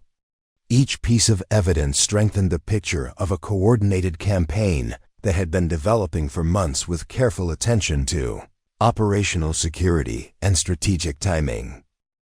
As the evening progressed, the garage became a command center where decades of specialized experience converged to address threats that conventional military intelligence would have struggled to understand. The women of Crimson Pact brought unique perspectives shaped by years of operating outside normal military structures, expertise that proved essential for recognizing patterns and implications that escaped traditional analysis. We need to assume that other former unit members who haven't responded are either under direct threat or have already been compromised, Dr. Vasquez observed during their tactical planning session. The communication silence could indicate surveillance that prevents safe contact, or worse, coercion that makes response impossible. Captain Kim's analysis of electronic surveillance patterns suggested that several former Crimson Pact members were likely being monitored so closely that any attempt at communication would expose them to immediate danger. The sophistication of the equipment we're detecting indicates capabilities typically associated with state-level intelligence services. If they've been tracking our people for months, they probably know about our emergency protocols and are prepared to intercept or exploit any contact attempts. The reunion that Valentina had hoped would never be necessary was becoming a race against time to protect colleagues who might already be beyond help. The skills that had made Crimson Pact so effective 25 years earlier were being called upon once again, but this time the enemy was using their own government's failures to acknowledge their service as a weapon against both their personal security and national interests. As midnight approached, the assembled women faced a choice that would determine not just their own safety, but potentially the success or failure of foreign intelligence operations that had been years in the planning. The defense demonstration that would begin in less than 18 hours might serve as the stage for the most sophisticated intelligence coup in recent American military history, unless the women of Crimson Pact could once again accomplish what conventional forces could not. The international defense demonstration at Fort Meridian began at dawn with military precision. But beneath the carefully choreographed displays of American military capability, a crisis was unfolding that threatened to expose decades of institutional failures and current security vulnerabilities. Defense ministers and senior military officials from 12 allied nations had gathered to witness demonstrations of cutting-edge equipment, unaware that hostile intelligence operatives were positioned to sabotage the event using knowledge gained from compromised former special operations personnel in the secure command center that Valentina's garage had become. The women of Crimson Pack worked through the final hours before the demonstration with the focused intensity that had characterized their most dangerous missions 25 years earlier. Captain Kim's electronic surveillance had identified 3 former unit members who were definitely under hostile control, while Dr. Vasquez coordinated medical support for extraction operations that might be necessary to recover compromised colleagues. General Morrison received updates from Pentagon intelligence every 30 minutes, each briefing confirming the sophisticated nature of the threat they were confronting. "The NSA intercepts are becoming more specific," she reported to the assembled team. "Foreign operatives are discussing technical interventions scheduled to occur during the main demonstration sequence." The terminology matches Crimson Pack operational language, suggesting that compromised personnel are being forced to use their specialized skills against American interests. Major Torres presented analysis that revealed the full scope of the intelligence operation's political objectives. This isn't just about gathering information or sabotaging military equipment. The foreign agencies are planning to create visible failures during an international demonstration that would undermine confidence in American military technology and damage defense relationships that have taken decades to build. The realization that their former colleagues were being used as weapons against their own country triggered responses in the Crimson Pack veterans that transcended personal safety concerns. These women had spent their military careers protecting American interests in hostile environments, and the possibility that their specialized knowledge was being turned against those same interests represented a betrayal that demanded immediate action regardless of personal risk. Colonel Harrison coordinated with base security to identify potential sabotage targets within the demonstration area, working from intelligence that Captain Kim had extracted from the surveillance devices found in the Mk-7 transport. "The communications we've intercepted suggest that multiple pieces of equipment will experience simultaneous failures designed to create maximum embarrassment during the international presentations." Valentina studied tactical maps of the demonstration area with the analytical precision that had made her invaluable during covert operations, identifying vulnerabilities and potential intervention points where small teams could prevent sabotage without disrupting the official proceedings. "We need to assume that conventional security measures won't detect the sabotage methods our former colleagues are being forced to use. Their training came from the same sources as ours, which means they know how to defeat standard military security protocols." The decision to deploy Crimson Pack veterans in active roles during the demonstration represented a fundamental shift in Pentagon policy that General Morrison authorized through direct communication with the Secretary of Defense. For the first time in 25 years, the existence of the classified unit would be officially acknowledged, their specialized skills recognized as essential for protecting national security interests that conventional forces couldn't adequately defend. "This authorization carries full legal protection and official recognition," Morrison announced to the assembled team. "Effective immediately, your service records will be updated to reflect appropriate classification levels and commendations. More importantly, your actions today will be conducted under official military authority with complete institutional support." The transformation from hidden veterans to acknowledged specialists happened with startling speed as Pentagon resources mobilized to support an operation that would either prevent a devastating intelligence coup or expose American vulnerabilities on an international stage. Military intelligence provided real-time updates on suspected sabotage locations, while cyber warfare specialists worked to counter electronic attacks that foreign operatives might attempt against demonstration equipment. As the main demonstration sequence began, Crimson Pack members positioned themselves throughout the Fort Meridian complex using credentials that granted them access to areas that conventional security personnel couldn't monitor effectively. Dr. Vasquez established a medical command post with capabilities for treating both sabotage victims and operatives who might resist extraction.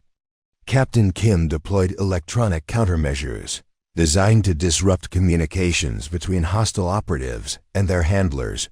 The first indication of active sabotage came from Major Torres, who identified former Crimson Pack member Lieutenant Colonel Jessica Martinez attempting to install sophisticated interference devices in the main communications array that controlled demonstration timing and equipment coordination. Martinez's approach to the sabotage revealed the expert knowledge that made former Special Operations personnel so valuable to hostile intelligence services. She knew exactly which components to target for maximum impact while avoiding detection. By standard security protocols, "She's under visible duress," Torres reported through encrypted communications. "There are two handlers maintaining visual contact, and her movements suggest she's operating under coercion rather than voluntary." Cooperation. Valentina coordinated the extraction operation with the precision that had characterized her most complex missions, using hand signals and positioning that allowed Crimson Pack members to isolate Martinez from her handlers without creating disturbances that would alert other operatives to their presence. The rescue required split-second timing and intimate knowledge of surveillance techniques that conventional military personnel would have struggled to execute successfully. The confrontation with Martinez's handlers revealed the international scope of the operation they were disrupting. Both operatives carried credentials suggesting they were journalists covering the defense demonstration, but their equipment and behavioral patterns indicated sophisticated intelligence training that confirmed the state-level nature of the threat Crimson Pack was confronting. "We've got confirmation of hostile intelligence operations on American soil during an international demonstration," Colonel Harrison reported to Pentagon Command. "The Crimson Pack intervention has prevented sabotage that would have created significant diplomatic and military embarrassment." As additional former unit members were located and extracted from coercive situations throughout the demonstration area, the full scope of the foreign intelligence operation became clear.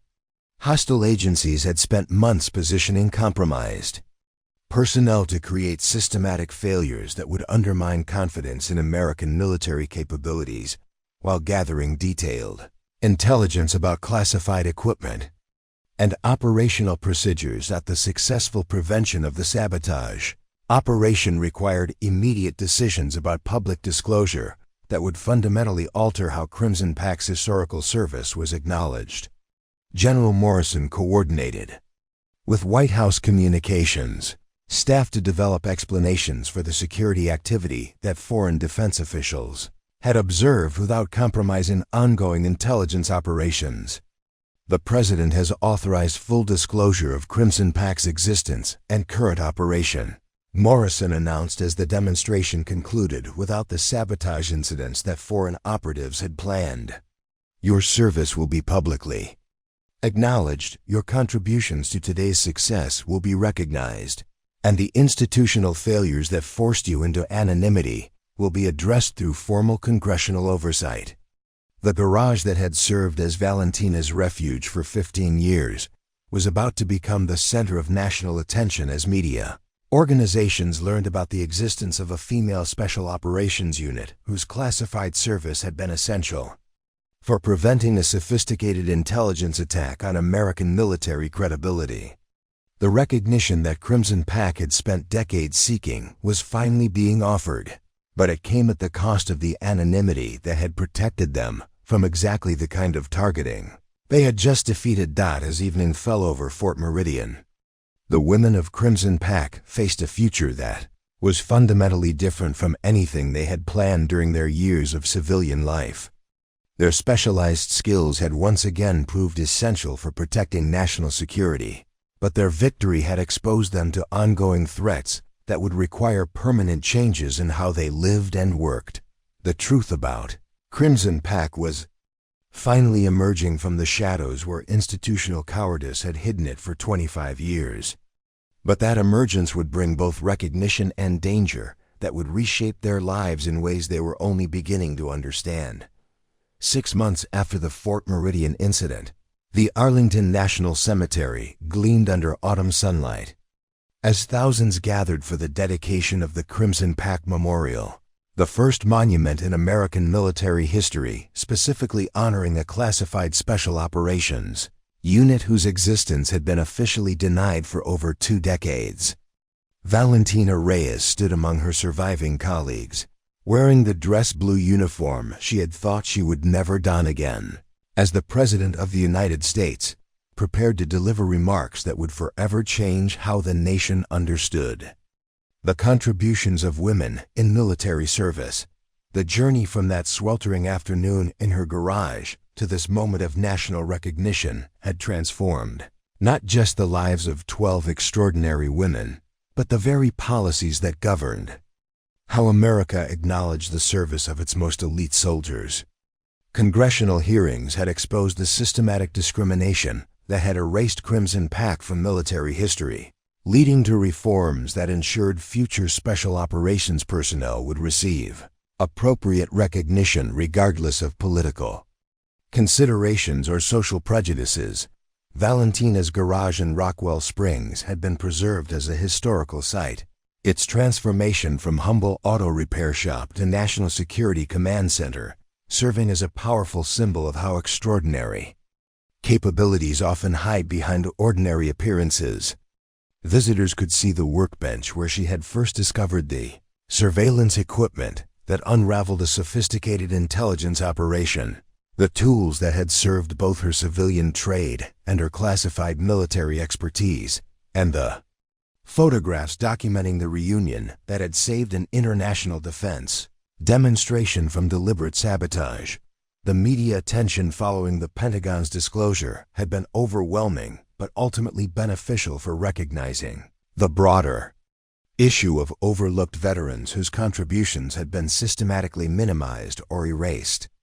Documentaries, news articles, and congressional testimonies had brought national attention to the ways that institutional prejudices had denied recognition to qualified service members, particularly women and minorities whose achievements challenged conventional assumptions about military capability. Dr. Elena Vasquez had returned to her position at Denver General Hospital, but with new responsibilities as a consultant for military medical services that sought to benefit from her unique expertise in treating injuries sustained during covert operations. Her civilian medical career had been enhanced rather than damaged by the revelation of her classified service. As hospital administrators recognized the extraordinary skills that her military background had provided. Captain Sarah Kim had accepted a position with the Pentagon's Cyber Warfare Division, where her technology sector experience combined with her intelligence background made her invaluable for defending against the kinds of sophisticated electronic attacks that had targeted Crimson Pack members. Her transition from hiding her military service to being recruited specifically because of that service represented the fundamental shift in how the military was learning to value unconventional expertise. Major Angela Torres had been approached by the Department of Education to develop programs that would help identify and nurture students with potential for military service. Drawing on her experience as both an educator and a special operations veteran, her unique perspective on how talented individuals could be overlooked by conventional recruitment methods was proven invaluable for expanding the military's talent pipeline. The other Crimson Pack members who had been successfully extracted from hostile control were receiving comprehensive support for the trauma they had experienced, including specialized medical care and security protection that acknowledged the ongoing threats they faced as a result of their exposure. The government's response represented a marked contrast to the abandonment they had experienced after their unit's original dissolution, demonstrating institutional learning about the long-term responsibilities that come with utilizing specialized personnel for classified operations. General Morrison had been promoted to head a new Pentagon office responsible for ensuring that classified service received appropriate recognition while maintaining necessary security protections. Her mandate included reviewing decades of historical cases where political considerations had prevented acknowledgement of military contributions, with particular attention to instances where discrimination had influenced recognition decisions. Congressional oversight that had emerged from the Crimson Pack revelations had led to broader reforms in how the military managed classified personnel transitions to civilian life.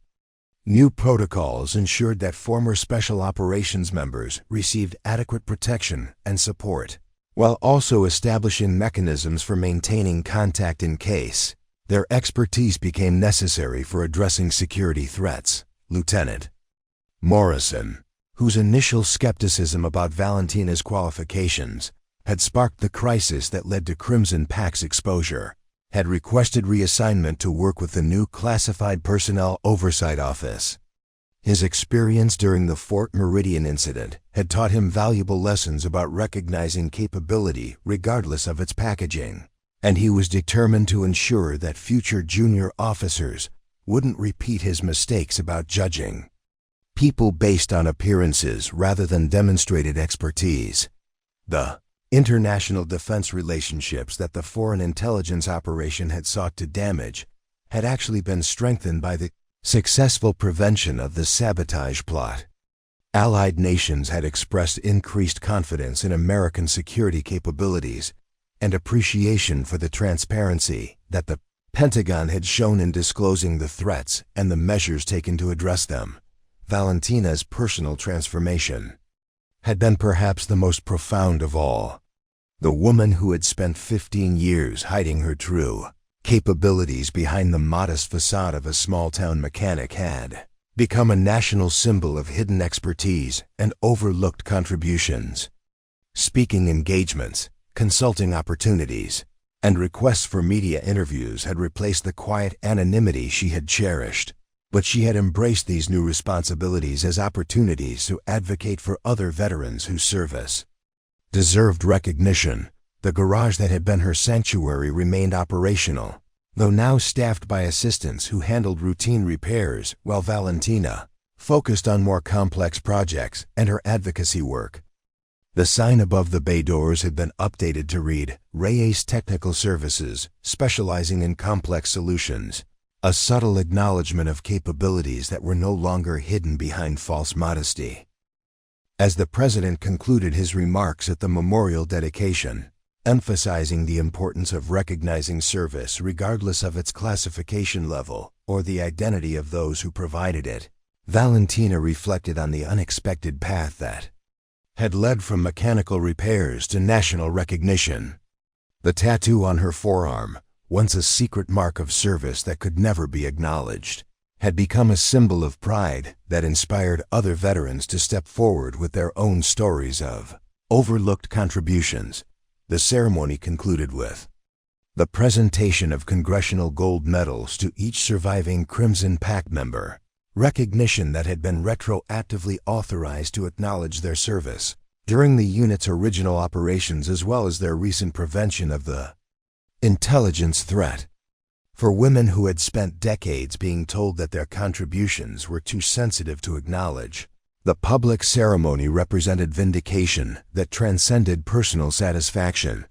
Standing among her colleagues as military honor guards presented arms and the national anthem played, Valentina understood that their story had become larger than their individual experiences.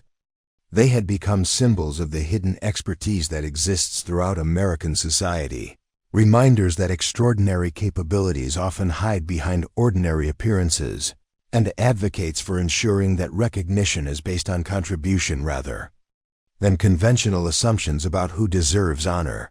The journey from that afternoon when Colonel Harrison first recognized the Crimson Wolf tattoo to this moment of national acknowledgement had demonstrated that truth, no matter how long suppressed, eventually finds ways to emerge.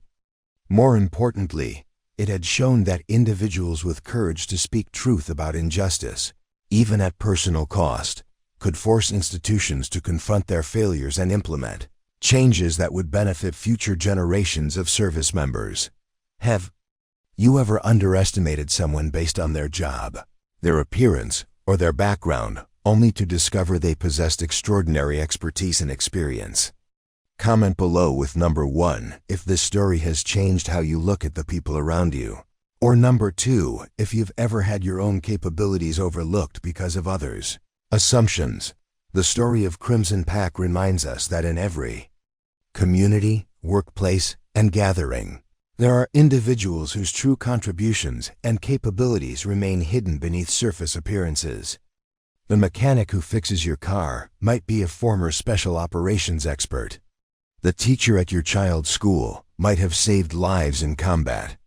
The quiet neighbor who keeps to herself might have served her country in ways that can never be fully acknowledged. Like and subscribe if you believe that everyone deserves recognition for their contributions, regardless of how those contributions fit conventional expectations. Share this story with others who need to hear about the importance of looking beyond appearances to recognize the hidden expertise and extraordinary experiences that surround us every day. Remember that respect should be our default approach to everyone we encounter, because we never know what battles they've fought, what knowledge they possess, or what contributions they've made that have shaped the world in ways we may never fully understand. True recognition comes not from uniforms or titles, but from acknowledging the dignity and potential that exists in every person we meet. Up next, you've got 2 more standout stories right on your screen. If this one hit the mark, you won't want to pass these up. Just click and check them out.